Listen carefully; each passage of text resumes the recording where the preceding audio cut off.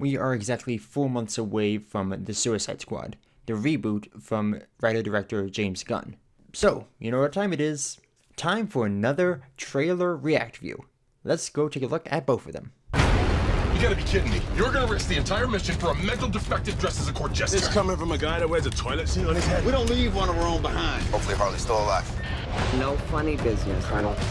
Fire on 3. I kind of like the fast-paced, fluid motion of the camera in these shots. It creates a sense of urgency to the situation.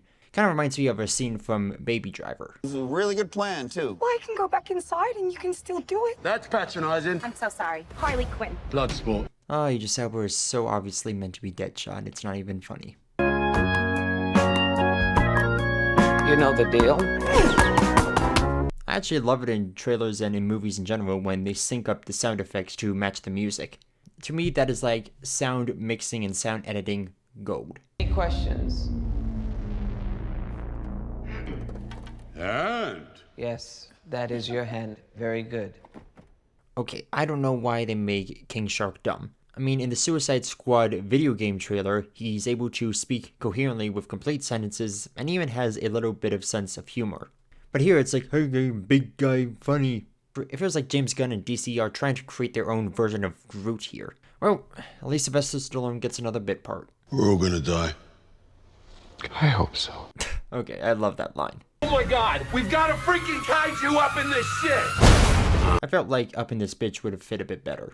The Green Band trailer doesn't really have a whole lot of difference in terms of footage, but the tone and the way it's edited together is more in line with your stereotypical superhero/comic book trailer. Some quick shots of the different hero in different lighting while a voiceover about what it means to be your true selves or something like that. It's like, you call yourselves heroes or villains, but are you really? It also shows Polka Dot Man's powers and also this little exchange. I cherish peace with all my heart.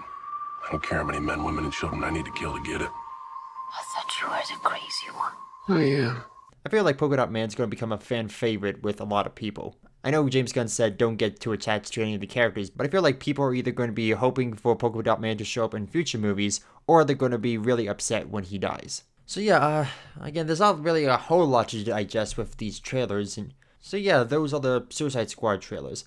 I think they look alright. I mean, not exactly winners in my books, but I will be checking the movie out when it opens. They obviously got Margot Robbie back as Harley Quinn. I mean, she's just as iconic now as Gal Gadot's Wonder Woman, Jason Momoa's Aquaman, Ben Affleck's Batman, and Henry Cavill's Superman. If they were to change the actress now, people would definitely notice. Also, Warner Brothers been paying attention. They know that Harley Quinn was the star of the show in the original Suicide Squad, but I'm also glad they brought back Viola Davis, Joe Kidman, and Jai Courtney as Amanda Waller, Rick Flag, and Captain Boomerang, respectively. It's also so obvious that Idris Elba was meant to be Deadshot, but because they want to bring back Will Smith for future roles, they wrote him out of the script. But it is so blatantly obvious that this character is meant to be Deadshot. Like, everything. His mannerisms, his attitude, his abilities. If Deadshot and Bloodsport were to be in a movie together, they would essentially be the same person.